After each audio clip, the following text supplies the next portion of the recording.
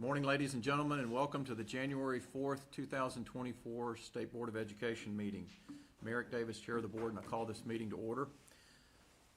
Happy New Year and welcome to all board members and advisors, staff, on-site visitors, online listeners, and social media followers. Remember, you can follow the North Carolina State Board of Education on social media at edstateboard_NC, and you can follow the meeting online and see materials by going to SBE meetings at www.ncpublicschools.org. I remind the audience for those listening that this body meets monthly, and its official meeting is the first Thursday of the month. Discussion of agenda items typically held on Wednesday, as was heard yesterday. Board members, you're reminded it's our duty to avoid conflicts of interest and the appearance of conflicts of interest as we handle the work of this board. Does any member of the board know of any conflict of interest or any appearance of conflict with respect to any matters coming before us at this meeting? If so, please state them for the record. If during the meeting you become aware of an actual or apparent conflict of interest, please bring the matter to the attention of the chair. It will then be your duty to abstain from participating in discussion on the matter and from voting on the matter. This time I call on Mr. John Blackburn to lead us in the Pledge of Allegiance. Mr. Blackburn.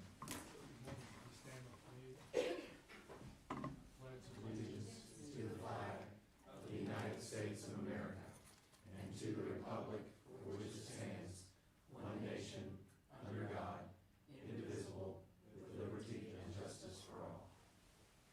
Thank you, Mr. Blackburn. We're now at the point of our meeting of special recognitions where we honor and celebrate those who are serving our students and making a difference in their lives every day across this state. First off, I'd like to welcome our newest board advisor, our local Board of Education advisor, Dr. Michael Williams of the Roanoke Rapids Graded School Board of Education.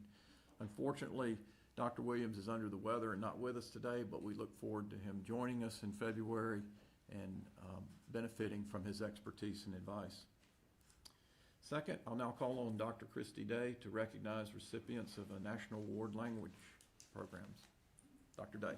Good morning. Thank you. We're really excited to recognize two world language educators who have had a profound impact on world language teaching and learning across the state. So we have two, and I'm just going to go ahead and do both, and then we'll do picture. First, I'd like to recognize Dr. Leslie Baldwin, World Languages Director with Winston-Salem Forsyth County Schools, was recognized by the National Association of District Supervisors for Languages as the 2022 Supervisor of the Year. This award acknowledges an outstanding world language district supervisor whose leadership and service to the profession has had an impact on local level and beyond. Dr. Baldwin is a student-centered leader who has established a K-12 world language sequence in her district that focuses on students' needs and interests in building proficiency in 8 languages. This includes dual language immersion programs at elementary, middle, and high, as well as advanced and less common world language courses available to all students. Dr. Baldwin has served educators as the president of both the Foreign Language Association of North Carolina and the National Association of District Supervisors for Languages. She is also the executive director of the Southern Conference on Language Teaching. She's the author of The Key to the Classroom for Teachers New to the Profession. So congratulations to Dr. Baldwin.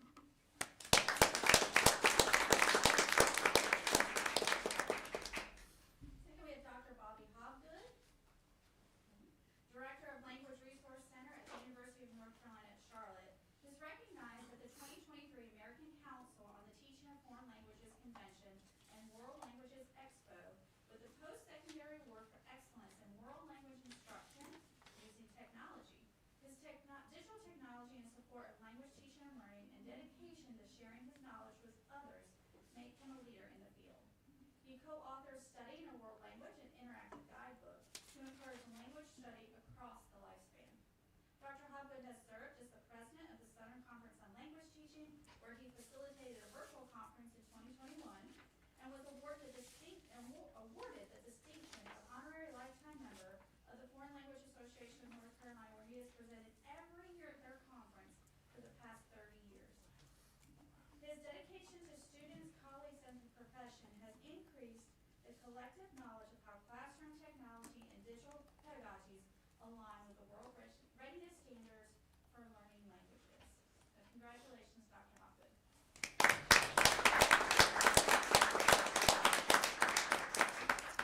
Now, if you could come forward, we'd love to take a picture with you.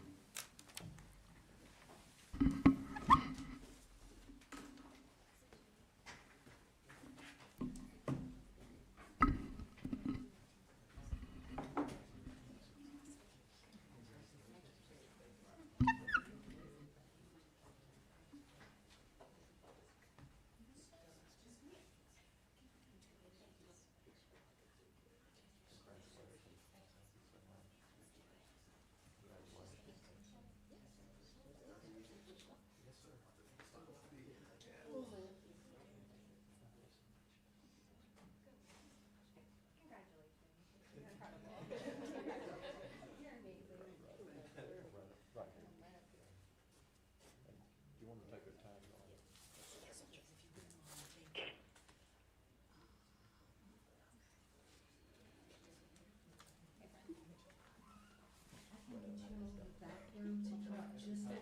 Just a smidge. Yep. I wasn't told I was coming here for such festivities. It's okay. I'm an educator. I'll bend over.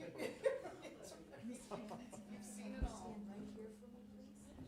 You're perfect, you're perfect. So, thank you.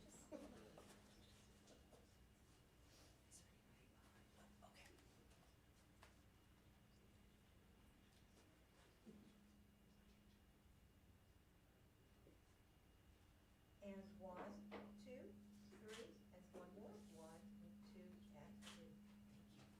Thank you. We want to thank you not only for your dedication, but the value of world language instruction. Thank you.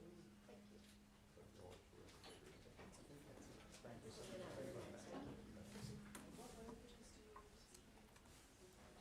I speak Spanish and So I speak French and Spanish and a smattering of Italian, German, Chinese, Japanese. Working in the department, so I can greet everybody. Yes, and- yes. I only speak Spanish with our son, but my husband is so interesting household at times. Communicate the secret language. And you don't know this, but we still have a connection. My great-great-grandfather is in your position. His picture is on the wall. Oh, wow. Who's that? You'll recognize him because he has the season tattoo. Yes, I know exactly who you mean. But he was super inferior. Oh, I hope you went and took a picture next to it. I did a long time ago. But yeah, he's the one that. I love it. I know exactly who you mean. And he began his career as an art teacher. Oh, it's in the law. I love it. I love it. Thank you so much. So great.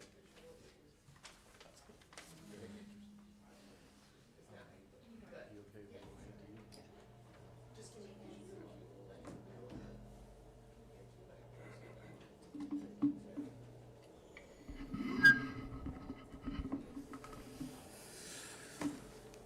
Congratulations again to our award winners and their, not only their dedication to our students, but their demonstration of the value of language education for our students and our communities. So congratulations and thank you for inspiring us all. We'll now turn to the superintendent for the superintendent's report. Good morning, everyone. It's a pleasure to be with you all in this new year. So, lots of things happened in December, which is a short month in education, and so I'm just going to jump right in. So if we go to the next slide, please. So my future NC, which of course is our state's workforce and education attainment goal, which sits in legislation, is our goal to have 2 million more North Carolinians with a high-quality credential or post-secondary degree by 2030. That is the goal of my future NC, and the chair and I both have the pleasure of serving on the board for my future NC. We had our annual retreat, which brings together the whole board, and the board of my future NC is made up not just of of the sector leaders in education, community college and higher ed, but also those who work in the business community, and some elected leaders as well. We got to hear Bill Daggett speak, who many of you educators in the room know exactly who that is. And he spoke with us about the impact of AI on the future of the workforce and how that in turn impacts education.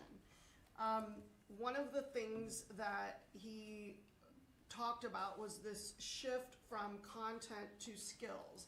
And I think that all of us who've been a part of what is frequently called the fourth revolution, which is this, you know, if the Industrial Revolution was our first revolution, our fourth revolution is the internet and technology. And now we're in a fifth revolution, which is AI and machine learning. But that fourth revolution really showed that students need to be able to collaborate, do critical thinking, that jobs that were once considered not jobs that you didn't necessarily need further education for are no longer the case. Serving in the military even today is a great example. There's a certain level of math and a certain level of reading that one needs to do to enlist in the military. And we know that from data from our military that a large percentage of students graduate from high school not qualified to enlist in the military. In fact, it's only about 2 out of 10 that actually end up enlisting. And so of those who are interested in the first place. So we talked a lot about how workers are going to need to develop skills that cannot be replicated by AI. So of course, teaching and nursing and human touch jobs cannot be replicated by AI.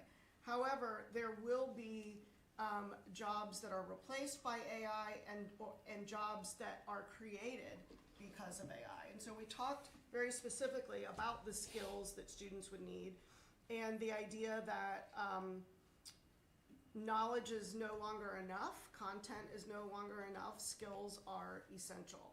And he also applauded our statewide portrait of a graduate as being very much part of public education, making that shift to ensure that students are ready for life after high school.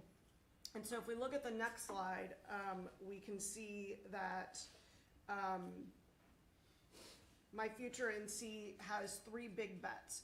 One of them, again, the goal is to ensure that more people have training and education by the time they are 54 years old. And so the 3 big bets are on-time enrollment, reaching down into adult learners who have not completed a degree or a credential, and making sure that all of our counties know what their labor market alignment is.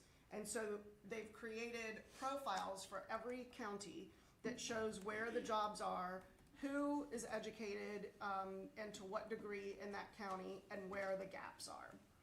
They also revealed something that's really important, and that is something called the Next NC Scholarship. And if you don't know what that is, it is an effort to combine federal Pell Grants with our state-funded financial aid program that would create a more predictable and stable scholarship award for students and their families that's easier than what we have now, and will make any kind of 2 or 4 year college more affordable. So for community college students, they would receive $3,000 a year, which is actually more than the cost of full-time tuition in a community college. So these students would be able to have all of their tuition covered until they finish. For those going to a 4-year college or university, their tuition would be covered at half. And so the beauty of this is that if a student fills out the FAFSA form, they are automatically considered by virtue of their family's income or their own income if they are an adult for this program, and it would kick in automatically, so there's no separate application to be part of the next NC scholarship. And so we also heard an update about how we're doing as a state in reaching the 2 million by 2030.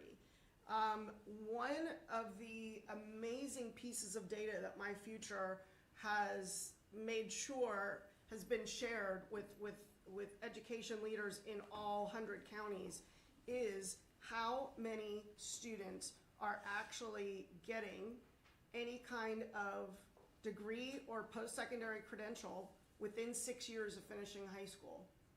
And unfortunately, that's only 30%. Only 30% of kids are graduating from high school every year and getting any kind of post-secondary degree or credential of value by the time they're 30. Now, the good news is that our career and technical education programs here are bucking that trend. And I'm really excited that next month the board will receive the credential attainment report, and it's going to be very good news. However, the students who this year will not count, beyond this year will not count towards that goal. So the challenge, there is a challenge that remains of how to count short-term credentials, which would be like a welding degree would be considered a short-term credential. You also heard yesterday from the Spark NC folks about stackable credentials, and that's this idea that's really taking hold across the whole country, and especially in online universities where adults who are returning to get further education and credentials can take and earn credentials as they can. Because if you think about the difference between a 19-year-old learner and a 39-year-old learner, with family responsibilities, children, taking care of parents and other family members, that we have to serve our adult learners differently. So while we are off pace to meet this goal, the K-12 sector is doing everything it can to make sure that we are preparing students to be successful beyond 2030. And we look forward to sharing that report with you all next month. I had the pleasure of attending NC PAPA, which of course stands for the North Carolina Principal and Assistant Principal Association. I had a great time with Tabari Wallace and with our two wonderful principal advisors here with us today. And it's always a little bit daunting to get in front of hundreds of principals. They were very gracious and very excited to hear about something brand new that we are doing here at the department through the Office of Research and Evaluation, and that is a principal working conditions survey that is slated to go out next year. And so we're very grateful for all of the input of our advisors, but also of just our principals across the state who've been kind enough to help out with this. So we're really looking forward to seeing how that principal working condition survey shakes out. And that is being led by Dr. Korn. Later that day, you can see I'm wearing the same outfit, I zoomed from that event back to Raleigh to the Best NC Innovation Lab, which the sole focus of the Innovation Lab this year is teacher pay. Best NC produced what I would say is the most comprehensive report on teacher pay that I've ever seen. And if you've not seen it, it lives on their website. I highly recommend taking a look at it. We heard about the history of teacher pay and how, not just in North Carolina and in terms of dollar amounts, but also just teaching as a profession and how it moved from a male-dominated profession to a female-dominated profession, and how we ended up with the step-in-lane model that does not look like the way anyone else is paid. And so I spent my time talking about a couple of things. If we want to go to the next slide, I talked about advanced teaching roles, and I gave the audience an update on the fact that it's now in 24 districts and that we're serving about 1,000 teachers across the state. But we've also gotten this nearly $11 million appropriation from the General Assembly for the first time, because districts have been funding advanced teaching roles on their own. And now they're going to have state dollars to fund it. And what we've learned from advanced teaching roles is that this is just the first step in the kind of reform that we need to do. And I talked about if you think about the average 5th grade team in a school, and let's say it has 5 teachers. There are 5 5th grade classrooms. One of those teachers is a second-year beginning teacher. One of those teachers is an 18-year veteran in education. One of them is a long-term sub who retired 5 years ago. One of them is a lateral entry teacher who has come out of the military and has a couple of years experience. We expect in the system of education that all of those teachers are going to do the same job. And we are asking teachers to do the impossible. And while some schools do have robust mentoring programs, that is certainly not the norm. And while advanced teaching roles is a great first step in making sure that our beginning teachers who leave at a much higher rate, leave the profession than our veteran teachers, are getting the support that they need. It is again, we're only serving 1,000 teachers right now in advanced teaching roles. And so I talked a lot about the fact that if we had some differentiated roles for that 5th grade team, where you have your most experienced teacher, for example, looking at the data for all 100 5th graders, and that teacher is getting paid a different salary than the second-year teacher who is perhaps maintaining parent communication or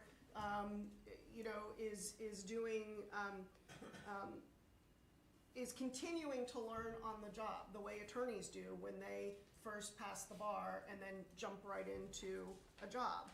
And so it was a very interesting series of presentations at the lab, all of which sparked great conversation, and we look forward to bringing more before the short session to the board about how we move forward with advanced teaching roles, with pathways, and how we can think about leveraging teachers' skills and expertise to serve all students, because we all know that students do not have access to the adults that they need when they need them.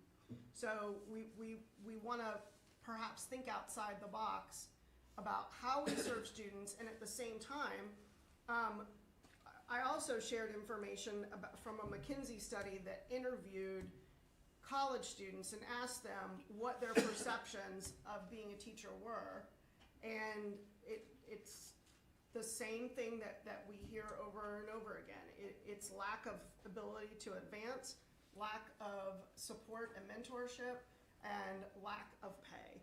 And so as we are thinking about how we can serve students better, we also need to be thinking about how the profession itself can be transformed to attract people who are in their early 20s.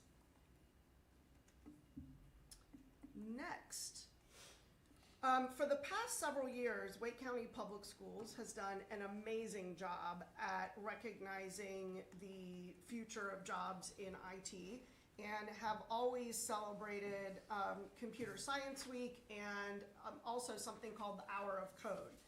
And so I had a great time at East Millbrook Magnet Middle School, say that 3 times fast. That was just one of dozens happening in Wake County Public Schools across the month to look at the impact of computer science and particularly design thinking principles on student success. So this initiative is a cornerstone of computer science education in Wake County. And a lot of you have heard me say that in districts like where Ms. Jones teaches and where my youngest child goes, computer science education is a given. That is not true in all districts, especially in our rural areas. And so this was a middle school event, so it was incredible to see middle schoolers taking part in coding activities. And I was joined by Dr. Taylor, so it was great to see him again. And we just had a great time sitting on the floor, working with the kids on learning a lot of them had been doing this, they told me, since elementary school, which is just incredible. Watching, a 12-year-old code is incredible. So kudos to East Millbrook Magnet. And then Dr. King and Mr. Wallace and I were invited to come out to Cleveland Elementary School to look very specifically at early literacy instruction. So this was a great visit where we saw they have a pre-K there. So we saw pre-K through 5th grade. And we spent a little bit of extra time in the kindergarten, 1st and 2nd grade classrooms to really see how teachers are implementing what they've learned in the letters professional development. And then we spent, about an hour afterwards talking to about 15 counselors and teachers at Cleveland Elementary School. Dr. Bracey, the superintendent of Johnston County Public Schools, was there. And of course, this is my home district. My niece went to Cleveland Elementary School, and I taught at West Johnston, and Cleveland is a feeder school for West Johnston High School. And it was very gratifying to see how these teachers are implementing the science of reading on a day-to-day basis. And the kids were so engaged, and the teachers, this is not a district that is doing dibbles in 4th and 5th grade. And so we had great conversations with teachers about the practical nature of adding dibbles to 4th and 5th grades, as we heard about from Donna back in November at our planning and work session, and the positive impact that has had. And so as we continue to hone our legislative asks and consider whether or not we want to require dibbles of all 4th and 5th grade teachers, it's important that we continue to have conversations with our elementary teachers about the logistics of doing that. And with that, Mr. Chair, that concludes my report. Thank you, Superintendent. Any comments, questions for our Superintendent on her report? Okay, hearing none. Thank you so much. So before we begin our reports from each of our committees, I'd like to once again recognize and celebrate those who, in my view, have the most challenging and often the most impactful role in our education system, and that's our local superintendents. And so in addition to our own Dr. Phipps from Caldwell County, over the last 2 days, we've had these leaders join us, and if you wouldn't mind standing as I call your name, we'd like to thank you again. Todd Martin with Yadkin County, Lane Mills with Wilson County, Frank Creech with Greene County, Aaron Green, Polk County, Sean Stover from Rockingham County, Kelly Withers from Rowan Salisbury, and Jason Atkinson from Blaine County. Would you join me in thanking our local superintendent? Don, please, add to that list. Mr. Barry Williams from Gates County and Otis Smallwood from Berkeley County as well. Awesome, terrific. Jason Atkinson, I didn't see him in the corner, from Bladen County. Terrific. Thank you all for joining us, and thank you for what you do every day for our students and educators across this state. We'll now begin our committee reports, and we'll start with the Student Learning and Achievement Committee led by Ms. Jill Kamnitz. Ms. Kamnitz. Thank you, Chair Davis. I share the work of this committee with my colleague, Dr. Olivia Oxendine, and we had a number of new business items yesterday. I learned a lot, very interesting data we received, and learning about some special programs that are going on across the state. So we started the day with our standards revisions update. In K-12 World Language, the standards writing team is working on draft 2, as is the K-12 arts team. The Draft 2 survey for Healthful Living is open until the middle of January, at which time the standards writing team will hopefully be creating the final Draft 3 of those standards. Dr. Day reviewed with us the Healthful Living Data Review Committee's reports, including analysis, conclusions, and recommendations that went to the standards writing team to create Draft 2. The majority of the survey responses on Draft 1 of Healthful Living indicated a preference to keep most items as is, while also supporting the use of grade level bands in middle school PE. She briefly reviewed some samples of the Draft 2 standards in both health, education, and PE. Our big newsworthy event of the morning was the recovery analysis of COVID-19 on PSU's students and families, which is a new 2023 year-over-year analysis. Dr. Korn and Dr. White, who worked together, Dr. White is with SAS and the EVOS team, they worked together to develop this new report, which focuses on how state achievement changed from one year to the next, from 2013 to 2023. The analysis looks at achievement trends prior to the pandemic, impacts of the pandemic, and benchmarks for recovery.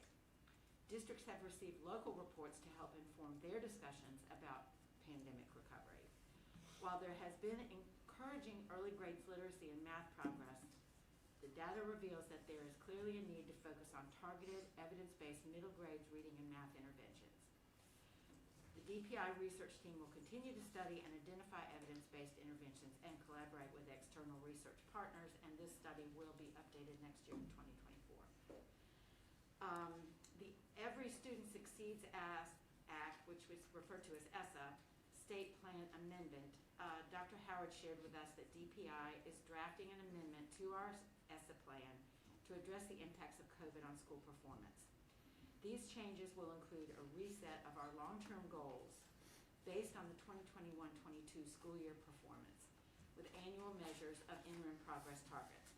We will also align the identification and exit year for our comprehensive support and improvement and targeted support and improvement schools, as well as modifying the current exit criteria.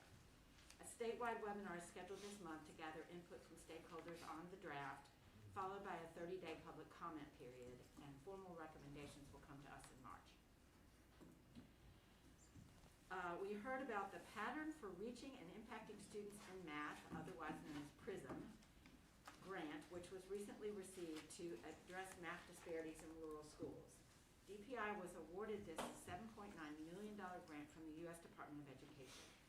It will engage 300 upper elementary educators from across the state in an ongoing professional learning experience over the next 5 years, with a goal of improving math scores among historically marginalized groups in STEM, students in the lowest achievement quartile, and those from low-income backgrounds.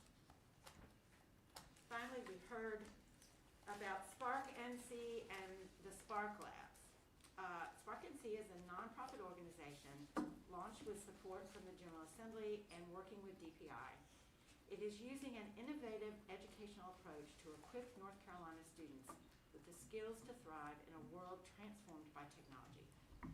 Units across 8 broad topics are available to students in the Spark Labs that are being established in high schools across the state.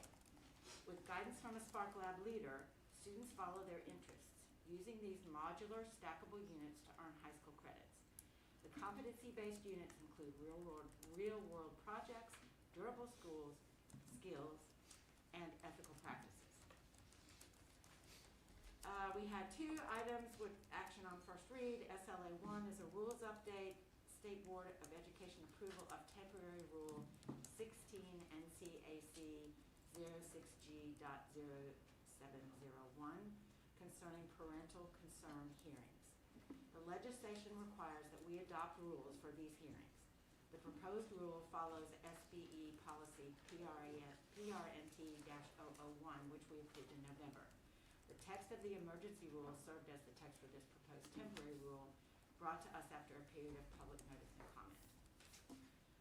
SLA 2 is also a rules update, the SBE approval of temporary rule 16 NCAC 06B.051010, which deals with the 3-year high school graduation. This session law requires us to develop a sequence of courses that shall be available to all local school administrative units to allow a student to complete the credits required for graduation in a 3-year period. We adopted an emergency rule in November, the text of which has served as the text for this proposed temporary rule brought to us after a period of public notice and comment. Our discussion item, SLA 3, was around a State Board of Education policy amendment, 9th grade students' accelerated preparation for college entry, which is GRAD-006. As we heard during SLA 2, PSUs are required to offer a 3-year pathway for high school graduation. Ms. Shaw Coltrane reviewed the changes to our policy that encompass the legislative requirements. The amendment also includes a recommended course sequence for both traditional and block high school schedules, although PSUs may adapt the sequences based on their local needs. 2 consent items. SLA 4 is membership to the American Rescue Plan Committee of Practitioners. This item adds 1 additional member to the committee, Ms. Jeanette McEachern, a principal in Cumberland County Schools. Finally, SLA 5 is a report to the North Carolina General Assembly on 2022-23 Read to Achieve approval and denial of literacy intervention plans. This required report is due in February annually. Of our 115 LEAs, 15 plans were approved as is, and 100 were approved with recommendations. Feedback was given if any of the resources and materials being used were not aligned with science of reading. In 2024, plans in districts using such materials will not be approved, rather than being approved with recommendations. The LEA will be required to update the literacy intervention plan and resubmit with aligned materials. The Office of Early Learning will continue to work with the LEAs to be proactive and avoid non-approvals. That is the conclusion of our report. Thank you, Ms. Camnett. So the SLA committee is bringing us 4 items, SLA 1, 2, and 4, and 5 for action today. Any questions for Ms. Camnett? Okay, we'll next move to the Education, Innovation, and Charter Schools Committee, led by Mr. John Blackburn. Mr. Blackburn. Thank you, Mr. Chair. John Blackburn, I serve as the chair of this committee, and my assistant and highly accomplished vice chair is Ms. Jill Camness. So we have 1 new item of new business. So Mr. Bruce Friend, chair of the Charter School Review Board, and Mr. John Eldridge came before us, gave us a presentation of the actions that the Charter Review Board has had this year to date. They've had quite a few schools that they've looked at, some they're still considering for new applications, and then they're beginning the review process. We have 2 discussion items today. The first one being, we received a document with contemplated revisions to the Charter Schools Renewal Policy, CHTR 007. The policy currently in place is dated and isn't reflective of recent changes in charter school law. Ms. Schaefer went over the changes, and we will adopt the changes next month after further discussion with the CSRB. If my fellow board members, after looking at those, the document, if you have any thoughts or want to give any feedback to Ms. Camness or myself, you can share those with us, or Mr. Fafario or Ms. Schaefer. We appreciate that. So that will come back before us next month. EICS 2, we are talking about the Rowan Salisbury schools. Last month, Dr. Kelly Withers appeared before the board to provide an update on how Rowan Salisbury is doing under its renewal designation, which gives the entire district charter-like flexibility. Under statute, since 3 years have passed since the renewal designation took place, this is the first opportunity for the state board to consider how things are going and determine whether to terminate the renewal designation or, in the alternative, take no action to reconsider things how doing after 3 years. Dr. Withers made a wonderful presentation, as she did last month, to update the board on the plan of action. The committee makes a recommendation that recommends that Rowan Salisbury allowed to continue to operate within flexibility funding for another 3 years. If any of my fellow board members have any other thoughts or recommendations, we're happy to discuss those. Offered you the opportunity to do that yesterday, so I'll pause if anybody has any questions or thoughts. Dr. Thank you, Oxenford. Mr. Blackburn, and Chair Davis, I would like to, because I think yesterday your opening comments about the revisions to the renewal process that we could discuss yesterday and today, I'm not gonna prolong my comments, but I did have a couple of questions about that. I'm no expert on legislation, so I need lots of people to help me interpret the law. But based on the way I have read the legislation around the Charter School Review Board, responsibilities here and there, who does what, it seems, and maybe the review board took part in the revising of the renewal process. Is that correct? So are we on Rowan Salisbury or the one before? Oh, no, I'm going, I'm sorry, I thought you were asking for discussions in general. Discussion in general, so we'll open up whatever. So I apologize for being off schedule a little bit, but no, I'm going back to the previous item on the renewal, on the revisions to the renewal process. Yes, they are, and they're in negotiations with us. They've been very helpful, and they've talked with us about those, and we're continuing those discussions. Right, but, and this is where I'm confused. Doesn't the law say that recommendations will come from the review board to us? Is that not the way it reads, rather than the board making revisions and then present it? My understanding is that all recommendations around charter schools will come forward from the review board. And maybe these recommendations did come from the review board. They did? Yeah. So you're correct. As far as Charter 007,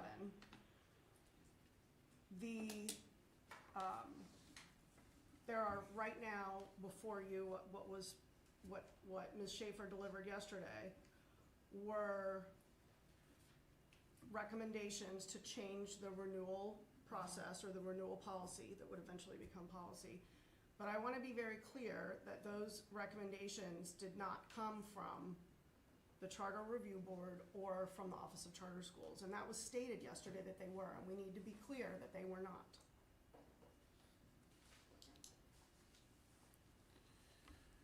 So I have a different interpretation, and Ms. Schaefer, would you come to the podium, please?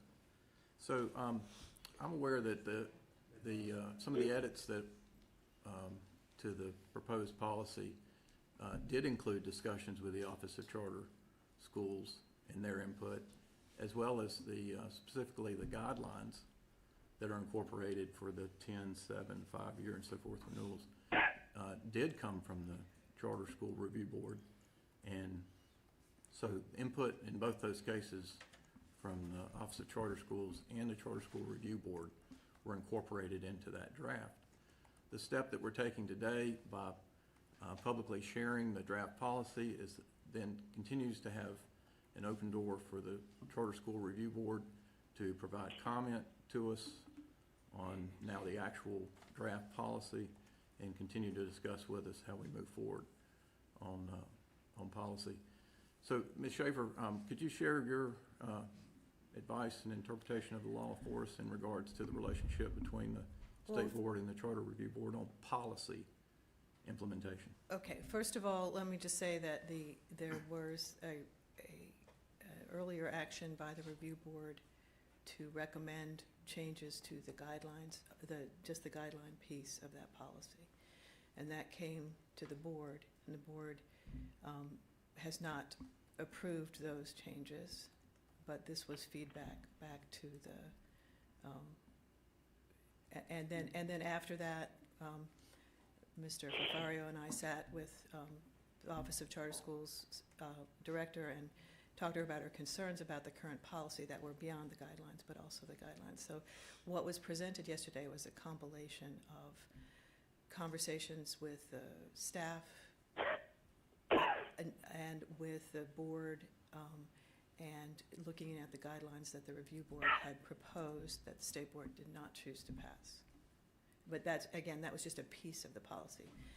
The board does have the constitutional authority to pass policies, and then there are also rules. The statute refers to rules, it does not refer to policies. And generally, the policies are internal to the governing of the agency, and the board, and historically, the Charter School Advisory Board. And so that is a different thing than the rules mentioned in the statute. And that is about the internal governance, not the rules that are governing outside agencies, which have to go through the administrative rulemaking process. I'm still not quite satisfied with that. And you may be correct, and I may be totally wrong. But it seems to me my interpretation, and this is a discussion item, so perhaps between now and next month, you can come back and we can have this, because it's my understanding that something like, I'll use this for my EG, the changes to the renewal process, that should, in my way of thinking, should have been originated by the review board and then brought to the State Board of Education for our. And essentially it was. I disagree. Well, at least the guidelines themselves were passed by the review board in a different format than within what the draft policy was. Yes. So I've heard from both the chair of the Charter Review Board and the Office of Charter Schools, who have both said to me that they did not, while they may have looked at a draft and, or maybe there was a conversation had, these are not their recommendations. I understand that. I'm not saying they are. I'm saying that there was input about what the guidelines should be changed to be. The state board looked at them and had some concerns, and so this was a draft that took into account what the concerns were. It was not, the draft was not sent to them ahead, was not approved by them ahead of time. So I did not intend to say that was the case. It was that input was received, and this is a draft that was sent back to them for consideration. And furthermore, the Charter School Review Board meets next week, and in order for this to be back before the board in February for a vote, the Charter Review Board would, who just have not received these recommendations, the red line document yet, would have a couple of days to review before consenting to allow, before they could provide input. So I had a direct face-to-face conversation with the chair of the Charter School Review Board yesterday, and he and I agreed that we would conduct an additional working session with himself and the vice chair of the Charter School Review Board to work through any issues or concerns they may have concerning the draft policy. And so we've agreed to take that next step, which demonstrates both of our willingness for our two boards to work together in collaboration on this draft that has included to date the input we've received, but we're still open to further input from the Charter School Review Board. So, and this is a standard process for the way we develop policy, and particularly the way we want to interact with a board that reports to us in order to implement the policy. It's important for this policy to get in place and for the Charter School Review Board to operate within the parameters of this policy, because that limits their exposure to litigation, potential litigation. If they operate outside those parameters, then they lose that benefit. So that's why we're working together. One of the reasons why we're working together to fashion a policy that's updated to reflect the current statute in place concerning charter schools, as well as what I emphasized yesterday, a policy that emphasizes our joint commitment to quality charter schools in the state. And then did you agree that February would be, that between now and the next state board meeting, that the red line document or the proposed changes would come back to the board? Our schedule is still to consider this matter for action in February, subject to the discussions that we have with the Charter School Review Board. It's also our intent, as expressed by the Vice Chair yesterday, to take into consideration those schools that are currently in the pipeline for review that so far have not been able to respond to this change in policy, and the fact that we may need to have those schools not enact this policy until the next group of schools, so that we treat the ones that are currently in the pipeline fairly. So there's been a misunderstanding then between you and the There's no the chair, misunderstanding because between me and Mr. he Friend. has said that the February timeline is not acceptable. Well, we'll have that discussion. That's part of that working session. That's one of the items on that discussion. To be clear, the chair of EICS has said that this would come back for February, so it may or may not come back for February, would be more accurate. So our plan is to bring this back in February. Yes, that's our plan. That's not the chair's understanding. One other question that I have, still tied to the revisions to the renewal process. Somewhere in the document, there's a reference to, and it goes to comparing subgroups with subgroups.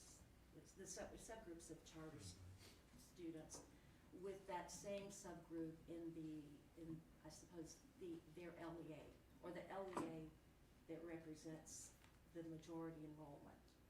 My question is this: how did we determine, on what basis did we go from a 5% to I think it's percentage is the mode, to a 2% difference in achievement? Was that based on some research or a recommendation from CSAB or recommendation from charter school? How did we arrive at the 5% down to 2%? And that's my question. And then I'm going to not ask any more questions. Those are all valid questions. Thank you for asking questions. That was a request from the members of the state board to consider that. From members of EICS? So the current policy references 5, and I believe it's points, Is it points? not percentage, Okay, points. points. Mhm. And so the draft proposes that the performance of charter schools relative to the district in which they reside be within 2 points, not 5 points. In essence, it's another effort to reward charter schools that are performing to the academic standard that we Right. seek. All for it, absolutely. My question does continue to go back to who was involved in making, how was the decision made, on what basis, or was it just a random discussion and someone decided to go from 5 points to 2 points? Because that could in reality be pretty significant in terms of a renewal decision. And I believe that'll be one of the topics that we have on discussion in our working session with the Charter School Review Board leadership. That's one that Mr. Friend and I specifically talked about that we would delve into. That, the timing of when the policy would go into effect, and the impact on the schools currently in the pipeline. Those were the 3 issues. Thank you. So we have clarification, Ms. Candace. Just one thing to clarify to your original question. I looked back to, through our last few meetings, and this particular discussion about the renewal policy was initiated by CSRB and the Office of Charter Schools. They brought to us a draft policy amendment at our November meeting. And we've had it on the agenda every month since then, with conversation that we had that went back to them of concerns that we had about. So, and this has been back and forth, I think, very publicly, as well as, other discussions that we've seen. So I suppose that would suffice as the review board coming forward with a recommendation? Is that what? That's what it was. It's a recommendation for renewal guidelines. And so they did take part in the discussion around the particulars of the revisions. Well, I would say that they have in terms of the guidelines. The reason why we're going through this 30-day period is to provide additional opportunity for them to comment on other elements of the policy. Again, they're meeting next week. It's not 30 days for them. Any other discussion? Thank you. Thank you. And we have one action item, Mr. Chair, that's SBE policy amendment reform for recurring low-performing schools. We've heard from Mr. Schaefer removed from that last month. And so that's a policy amendment. If there are any questions about that, we'll be happy to take those at this time. If not, that concludes our report. Okay, thank you, Mr. Blackburn. So EICS is bringing us one item, EICS 3, for action. Any questions for Mr. Blackburn? Okay, we'll now move to the Healthy Responsible Students Committee led by Mr. Reginald Keenan. Mr. Keenan. Thank you, Mr. Chair. Myself and Mr. Wendell Hall bring before the board, Mr. Chair, action on first reading.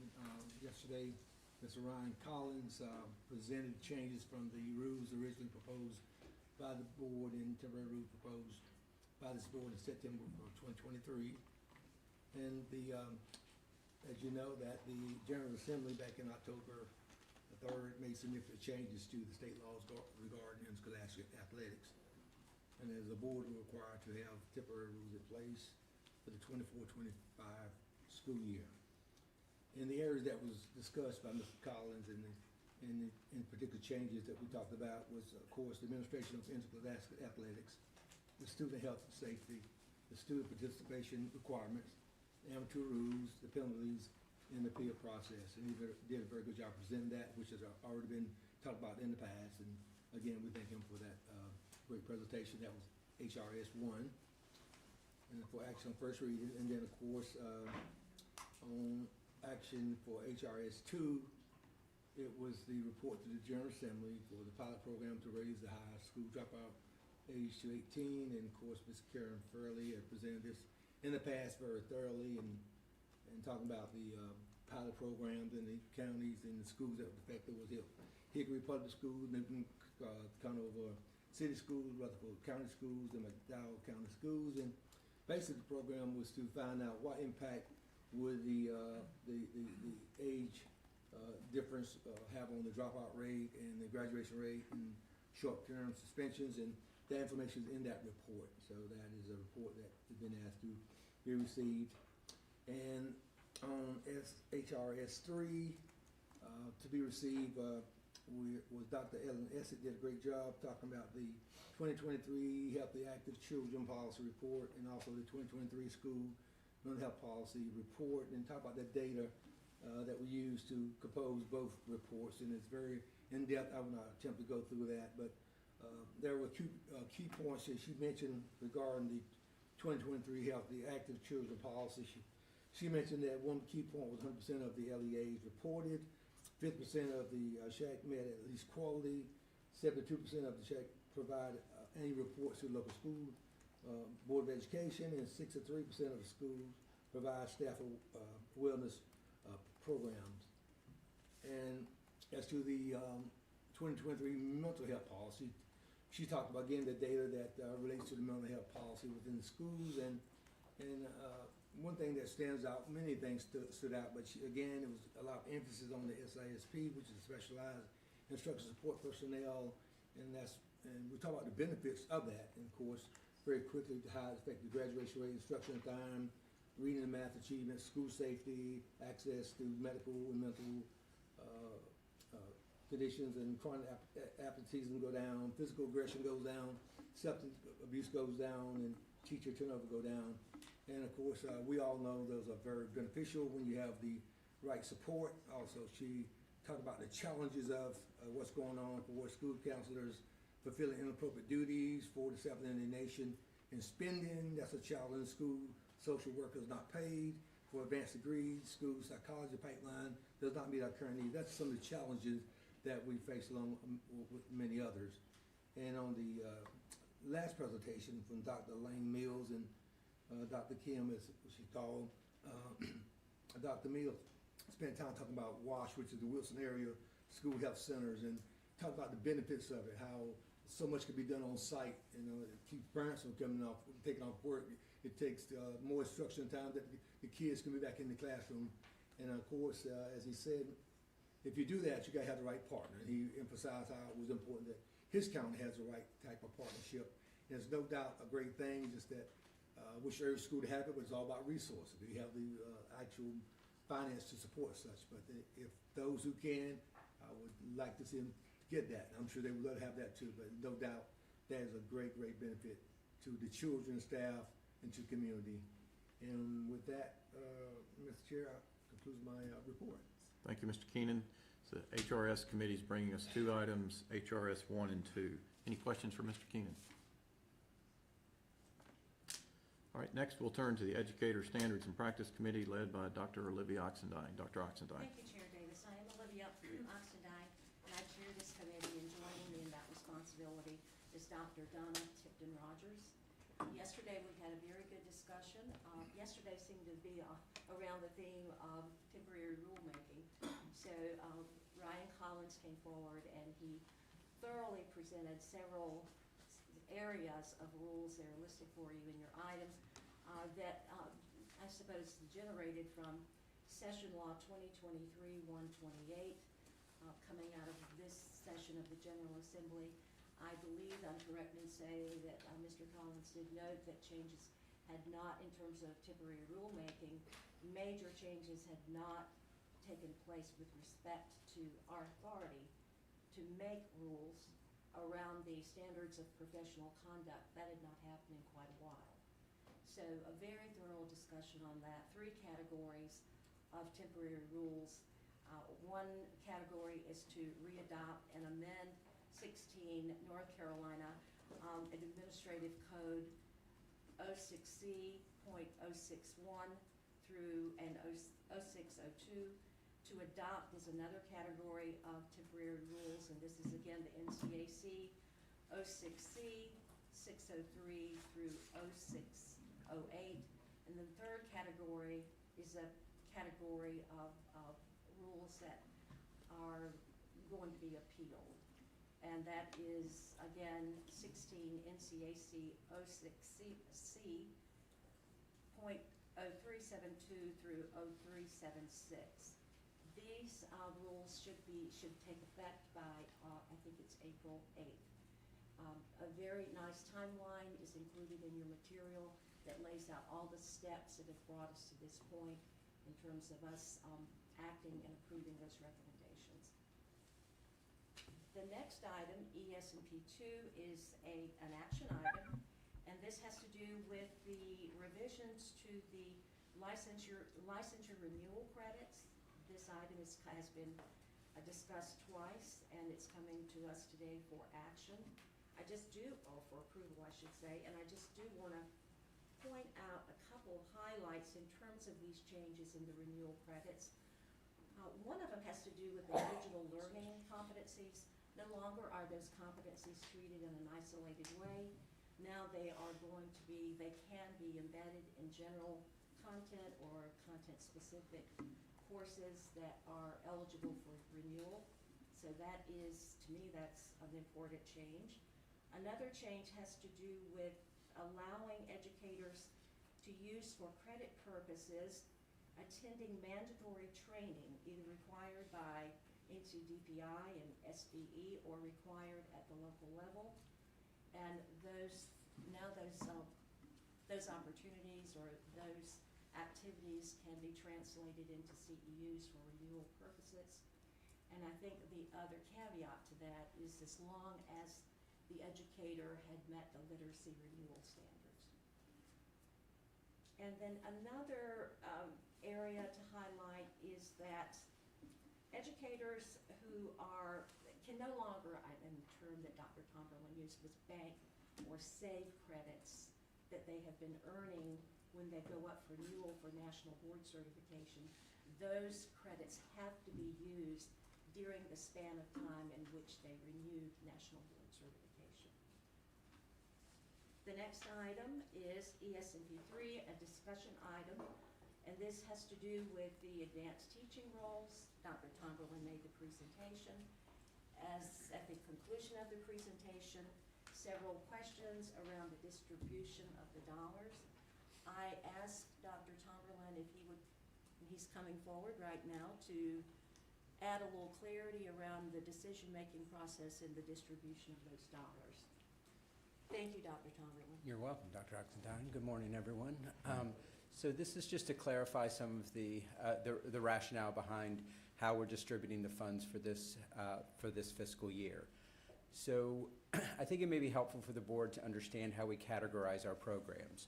So programs in ATR are categorized as either proposed, that would be the 5 that you just recently approved.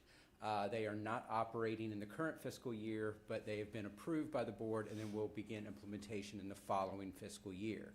Then you have active. Those are the LEAs that are currently receiving grant funds in accordance to their budget proposals that you approved many years prior. And then there's continuation. These are LEAs that are no longer receiving funds according to their budget, but they receive a prescribed amount, and it's usually $75,000 to continue their program with state funding, which continues to allow the class size flexibility. So those are the 3 major categories, and we distributed the funds according to those categories. So if you recall, the proposed programs were the 5 we approved in December, and they will implement starting July 1st, 2024. For the 23-24 fiscal year, each is being awarded $150,000 in planning funds to facilitate the execution of their program in the next fiscal year. The next group is the active programs. There are 6 of these that are currently being funded according to the budget that they proposed in their RFP and that you approved. You can see there their funding for the 23-24 was as prescribed in their budget. At the request of the board, we distributed the remainder of the funds equally among all programs, participating programs. And so those would be the active programs and the continuation programs. So that roughly came to $47,000. If you see on the far right there, we have added $47,847 to each of the program totals for 23-24 in the center column there. And that far right column is the result of that addition, of adding the $47,000. Then finally we have, next year, so that's for 23-24. Next year for 24-25, they will revert to what was prescribed in their RFP. This is a one-time distribution of extra funds to those programs. And then finally we have the continuation folks. There are, I believe, 12 of these. Each continuation program receives an additional $47,874 for the 23-24 fiscal year. Just some notes, Guilford is excluded from the continuation because they were actually submitted a proposal that was approved, so they fall under the proposed now and not the continuation. Harnett County does not receive any funding because they have requested to suspend their program for the 23-24 school year. And so when we distribute the funds that way, the next slide shows you the funding model. I've gone ahead and categorized all the districts as whether they're continuation, active, or proposed, so you can see why some got it and why some didn't. So didn't get anything additional. And the total for this comes to a remainder of $1.48. So all the funds have been virtually all the funds have been distributed for this fiscal year under this model. I would like to take a moment to advocate for the districts. We are in the middle of this fiscal year. All this money is this fiscal year, and we are in the middle of this fiscal year. These districts will have to spend this money by June 30th, 2024. They are keenly awaiting these funds and have been operating their ATR programs with local funding. My request on behalf of the districts is that you approve this item as action on first read. Technically, it's action, whatever reading it may be, so the districts can get them this money and continue to implement their programs. That sounds very good. If the board agrees to that request? I think I had asked a lot of the questions about trying to understand the discrepancies, and I want to say I appreciate you've now done it in a way that's very understandable, and I appreciate that information, and I certainly would support, in light of that we go ahead and do it on an action on first read vote. Very good. Others? Is there any objection to moving this item to action on first read for our agenda today? Hearing now, none, so ordered. Very good. That $1.48 can go to you, Dr. Tomberlin, for all the hard work. Doing that extra public record, right? Doing that extra homework. I appreciate that so much. Yes, Vice Chair Duncan. I apologize for this. I was thinking about this yesterday, but I didn't get to asking this question, and it's about the professional conduct policy. If I could ask Mr. Collins a couple. Mr. Collins, yes. He walked in just for that reason. And I appreciate that. So, I think we're all aware, and I'm certainly aware of numerous situations in which there has been an occasion where an educator has been arrested, and charges have been brought. And as I understand on this policy, the license would then be suspended by DPI. Is that right? In that context? It could be. I think that's not the way that the rule is specifically written. It is saying that it can be, the standard is that there has to be a finding that the public health, safety, or welfare requires emergency action. That's the basis for doing a summary suspension under the Administrative Procedure Act. And the contention and what is written in the policy is that if they have been charged with any of the crimes that are listed in statute, that if they were convicted of that crime, it would result in the automatic revocation of their license, that would be essentially prima facie evidence that satisfies that standard. So it's not saying that any criminal charge would result in a suspension. Right. It's saying that certain ones that have been identified as these serious crimes. So within this area, and I'm not speaking against this policy, I just want to understand a couple of things about it. Within these area, there have been instances in which after further investigation, the charges have been dropped. What is our procedures for how a license would be dealt with if it had been suspended in the interim, charges are dropped? Obviously, a district can do what a district's going to do from the employment standpoint, but from the department standpoint, what would this policy implicate? That's the first question. The second would be, if it proceeds all the way to a trial and instead of a conviction as is contemplated, there's in fact an acquittal at that point. Again, what would the status be of the licensing were those circumstances to occur? It wasn't as clear to me from the policy as I think it should be. For rule, excuse me, I apologize. Sure. So in both instances, that would then go to the usual process of where the office conducts an investigation to determine what that final action should be. It could be a determination that there's not enough evidence there to take any long-term action, and therefore the suspension would be lifted. It could be a determination that even if there was not enough here to warrant a criminal conviction, there's still sufficient evidence of inappropriate behavior that it might still warrant under the department's standards, under the standards of professional conduct, for denying the license. It's worth pointing out that the agency standard for taking a license is a lower burden of proof, for example, than would be the case in a criminal proceeding. It's not, we don't have to prove, there's no need to prove beyond a reasonable doubt the educator did something wrong if there's sufficient evidence to say that there was wrongdoing of some nature. And just to give you an example where a license revocation may be appropriate even if there were no criminal charges filed, we had a case of an educator earlier this year. I'm not going to disclose any names, but there were allegations that an elementary school teacher was having inappropriate sexual relationships with a high school student. The criminal charges were ultimately dismissed because the students were 16, so they were above the age of consent, and the students were not at that teacher's school, so it didn't meet the statutory definition of the indecent liberties with a student's statute. But I think everyone in this room would agree that that person had no business continuing to hold a teaching license. So there's different standards. The point is to allow the criminal proceedings to play out if that educator chooses, because they may have good reason to not want to come in and participate in the agency's investigation while these criminal charges are still pending, because that's their primary concern. So the idea is to sort of design it in a way that gives them the space to be able to get those resolved before the board takes any final action.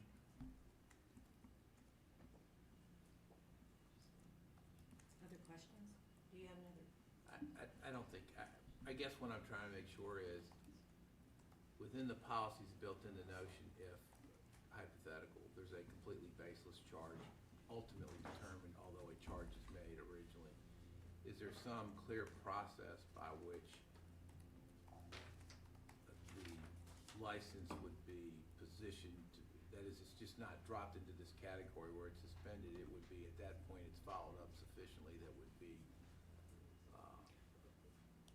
Yes, we would follow up. Contemplated within the rule, and I think I've misspoke and said policy again, I apologize. Within this proposed temporary rule, where it would be brought up. Yeah, so we would follow up with the educator to continue to render a final decision, which could be based on the dismissal of the criminal charges, the lack of basis for those, that the license is reinstated. The summary suspension is intended to be a temporary measure just to allow the criminal process to play out, because ultimately that's not, the judicial process has to play out to allow that to be determined, and this is a precautionary measure that the agency is taking in order to ensure that, because there is substantial evidence that this person may have done that there is some sort of precautionary mechanism in place until the time that those criminal charges are resolved. Thank you. To be clear, I think the policy is important, but I also think we need to be always on guard for if something's happening in a way that would not ultimately fit with the policy, that we're ready to be responsive to that situation with the Absolutely. proposed rule. Thank you. Ryan, Mr. Collins, is Vice Chair Duncan, is he referring to 0607, the new rule on reinstallment or reconsideration for a license? No, so that would be based on a final agency decision, so that wouldn't be following a summary suspension. That would be they went through the full process, the license was revoked, or they applied for a license and it was denied, perhaps based on some prior criminal history or evidence of a disciplinary action in another state, and they are asking to reinstate the license that had been revoked or to reconsider that application.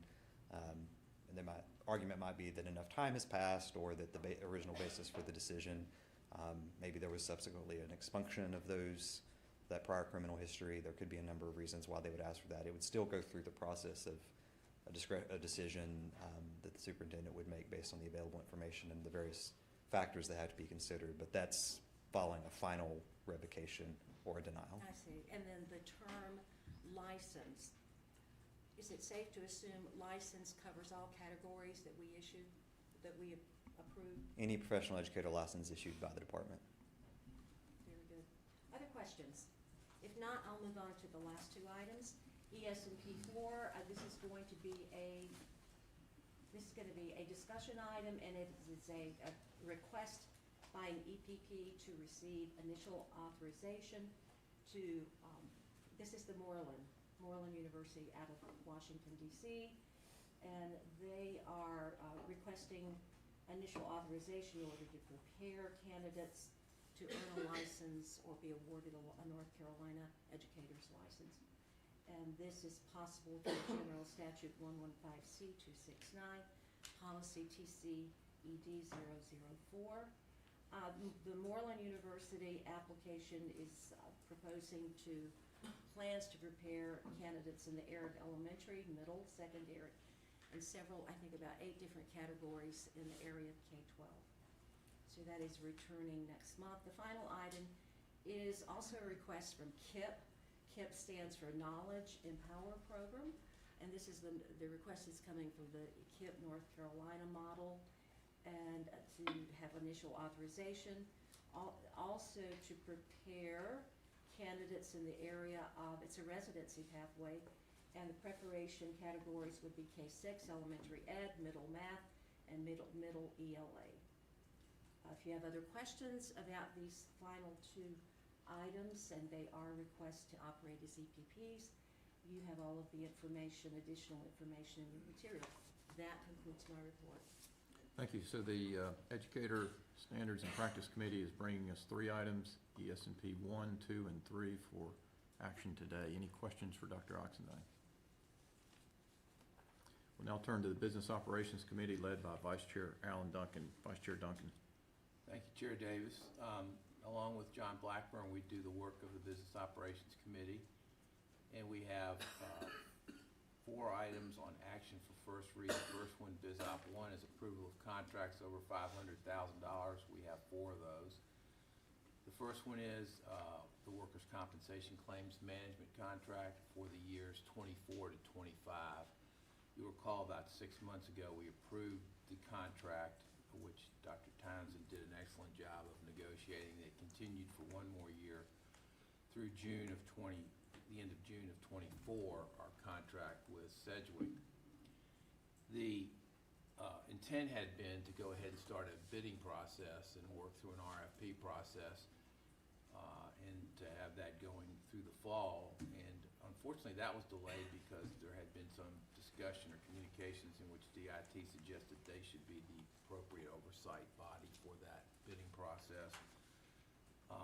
That appears to be on the move to be worked out. Obviously, the department understandably does not agree with the notion that DIT for that particular policy would be the proper bidding oversight.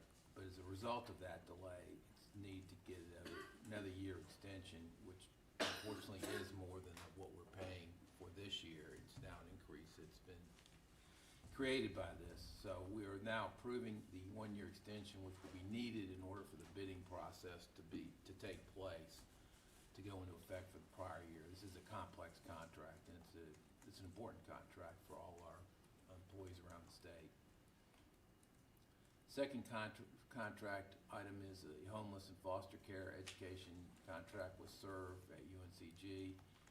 This is a $784,000 contract. It's an annual contract, and it provides support as required sources for homeless and foster care children, and to be able to oversee and report on those services that are being provided around the state.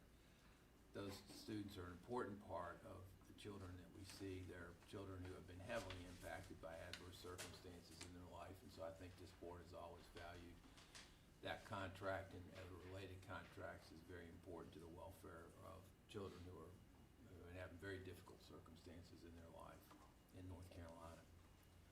Our third contract is to support the Superintendent's Portrait of a Graduate initiative. This is a further extension. It's although it's listed as over $500,000, the contracts itself are over $500,000 with Battelle. This is simply an amendment for $48,500. As was described in some detail by Christy Van Auken in her presentation yesterday, when the board was quite interested and asked a number of good questions. Our final contract is the Governor Moorhead School and Eastern North Carolina School for the Deaf Transportation bid. And this is two contracts. One is for local transportation, the other is for the long-distance transportation for the residential students. Cover 5 years. The total of the two contracts is over $5 million, so they average over $1 million a year. They were bid contracts. There were two bidders, and so that's the lowest bid that's been accepted, and that's before you for this important service for students who are impacted with challenges and their families. BizOp 2, our second item, is the 21st Century Competitive Summer Enhancement Grant Program recommendation. These are the 21st Century grants, and some are available for the summer. A total of $839,000 has been made available. These are limited to cohorts 15 and 16 of grantees who have already received funds. The priority is for programs that are serving students who are in Title I schools, and the explanation was given by Susan Brigman, our presenter, as to the prioritization process and how it was arrived, the recommendations were arrived at. And 9 programs will be receiving amounts appropriate to the size of the program to divide up the $839,000 that's available. Our third item is BizOp 3, is the report to the General Assembly on School Connectivity Initiative report. This is an annual report. It's been given for several years, and I think this report gave the department an appropriate opportunity to highlight the excellence and work that's been done in this area. Matthew Mayo, our Director of Digital Teaching and Learning, presented along with Ray Zeiss, who is at the Friday Institute and has been very important to this initiative from the very beginning. We were able to celebrate this year that we crossed the $2 billion mark in procurements using E-rate, and that we're receiving a 74% discount by using E-rate, which is very significant when you're talking about the kind of money we're talking about here on major purchases. So this report's a very good report, and it shows very good stewardship of dollars. And we're appreciative to the Friday Institute, Ray Zeiss in particular, and to Matthew Mayo and his colleagues for the work that's been done on this. Our final action on first read item, BizOp 4, is a policy amendment for North Carolina Public Schools number of what I'm gonna call miscellaneous, if you will, items that come from grants that have occurred. And quickly, they are the Extended Learning and Integrated Student Support. That's the Ellis grants. It's about $7.2 million. We approved those last month, in fact, as a legislative initiative by the North Carolina General Assembly. Previously, there had been Ellis grants that came from ESSER funding. But this is for legislative funding from North Carolina in this instance. The second one is Enhanced School Bus Stop Arm Grant. You recall we dealt with that several months ago, but this is setting up a new allocation system for it. Third one, PRC 251, is Economically Disadvantaged Public School School Support Funds. It's a $4 million, it's a formula grant for qualifying students that are economically disadvantaged and exceeded growth in the prior school year. So that's it's a fund to provide support for students who are doing an excellent job in difficult circumstances. PRC 252 is a teacher apprentice program. It's $1 million. Dr. Oxendine asked some very good questions to learn more about this program, which has promise and it's a competitive process for someone to receive up to $4,600 per semester to serve as an apprentice for tuition and fees and funding for a salary supplement. PRC 253, the Healthcare Promotion Grant, is $1 million competitive grant. The department indicated working on guidelines. The actual language is very brief. It's one sentence in the budget bill, but the department is working to have appropriate guidelines for the appropriate use of this healthcare promotion grant. It's intended to support students in high school and being interested in careers in healthcare. PRC 254 is a STEM grant. It's a $1 million competitive grant to provide funds to school public units to engage in experimental science, technology, engineering, and math. PRC 257 is the middle school reading program. We had some discussion about that. That's funded by the legislature. There's been a fair amount of press about this program recently. It's not, as was discussed yesterday, not something the department was either supporting or necessarily believes is consistent with the other science of reading initiatives that are very much in progress, and the superintendent reported on numerous occasions with respect to the progress of that initiative. PRC 258 is a plasma games program, and this is a $3 million competitive grant to provide funds for plasma games for use in educational software for science, technology, engineering, and math. To date, this has been underutilized. Perhaps it'll be better utilized. There's still time for applications on this. Questions were asked about what happens for these programs if the funds aren't used, and as was stated by Ms. Schaus, those funds would then revert back to the General Assembly in the event they're not used for those purposes. Then finally, there's a federal grant that also PRC 146, which is the Rethink grant. So those are all policy allocations for the board that are before us for BizOp 4. We have 2 action items before us. One is the report to North Carolina General Assembly on weighted funding for exceptional children students. We had a presentation from Carol Ann Hudgens and from Jennifer Bennett yesterday. The work has been made significant progress with aligning headcounts as of December 1st, which is consistent with the federal reporting and the ECATS reporting. This report is due January 15th, and it will set out what the process is, what the proposed approach will be. It will still need, and this has been communicated to the General Assembly, as Ms. Bennett indicated, there's been close communications. Some of the details will be followed up on after this report, but this report will give important initial information to help with respect to this issue, which is one the General Assembly is plainly quite interested in by all accounts.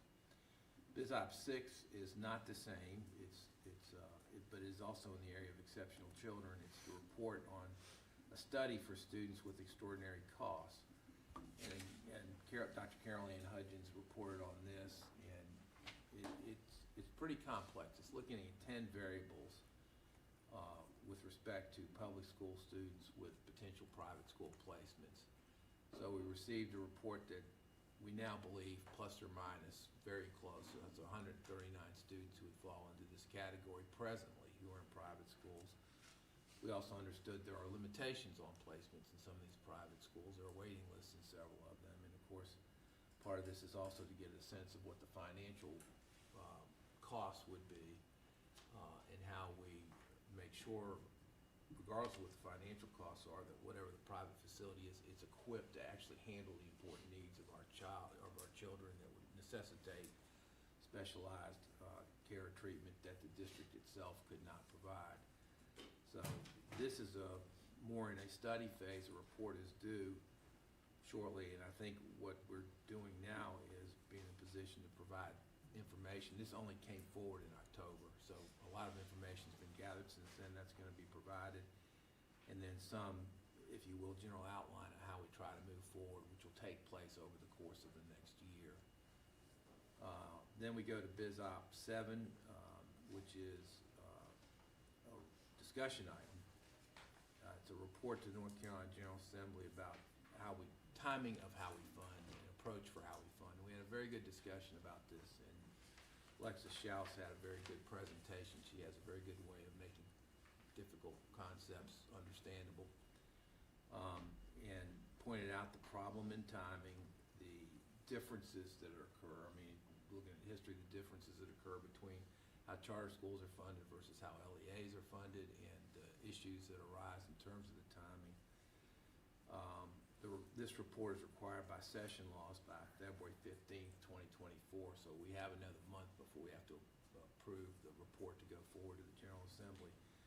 And I'd recommend that everyone to give thought to that. We left it open. There likely would be many more questions potentially on this for Alexis before we, as we discuss it next time and treat it as an action item. The goal here is to develop a model based on actual ADM from the prior year.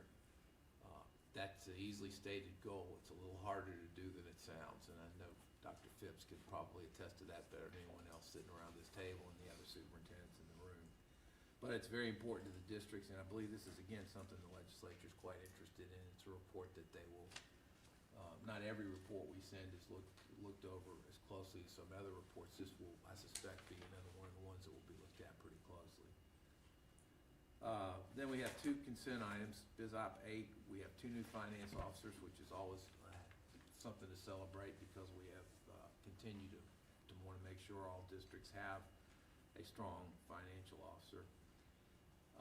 And then we had Biz Op 9, which is school busing route equivalent system approval. This is for Gaston County schools. This is a system we've already talked about when we were going through approval, whether we would allow alternatives. That will now go forward if we approve it today. Received updates on contracts. We had executed contracts report and a planned contracts report that were available to everyone. There were no questions on those, but part of the committee presentation.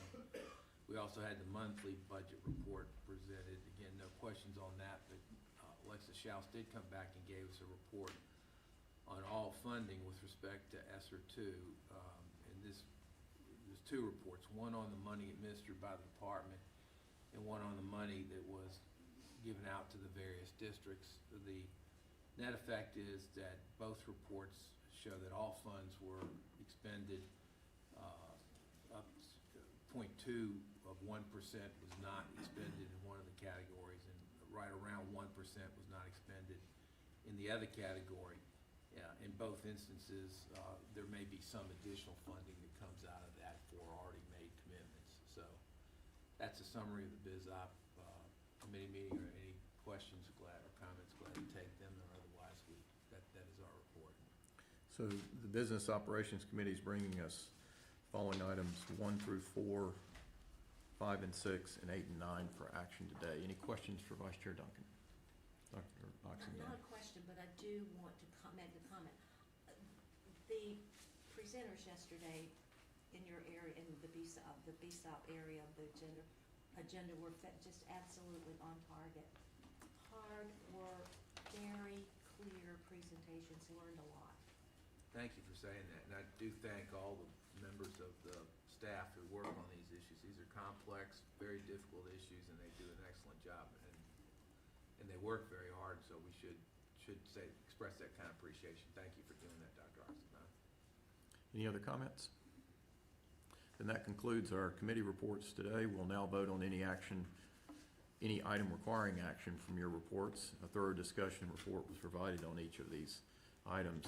A reminder that any item on the consent agenda is primarily not complex and has likely come before the board in a prior month, and that we've had the opportunity to review these consent items. This time, I ask if there's a request to remove any item from the consent action or action on first read agendas. Hearing none, I request a motion to approve the following. Approval of the December 6th and 7th, 2023 meeting minutes of the State Board of Education, SLA 1 and 2 and 4 and 5, EICS 3, HRS 1 and 2, ESNP 1 through 3, BizOp 1 through 6, and 8 and 9, and then the limited license and initial professional license recommendations that we received in closed session last evening. Is there a motion to that effect? Motion by Mr. Keenan. Is there a second? Second by Ms. Kamnitz. Any discussion on this motion? Hearing none, Mr. Fafaria, we call the roll to capture the vote. Dr. Oxendine, Yes. Ms. Kamnitz, Yes. Mr. Keenan, Yes. Mr. Hall, Yes. Dr. Tipton Rogers, Mr. Blackburn, Yes. Ms. Moore, Yes. Treasurer Falwell, Lieutenant Governor Robinson, Vice Chair Duncan, Yes. Chair Davis. Yes, motion carries.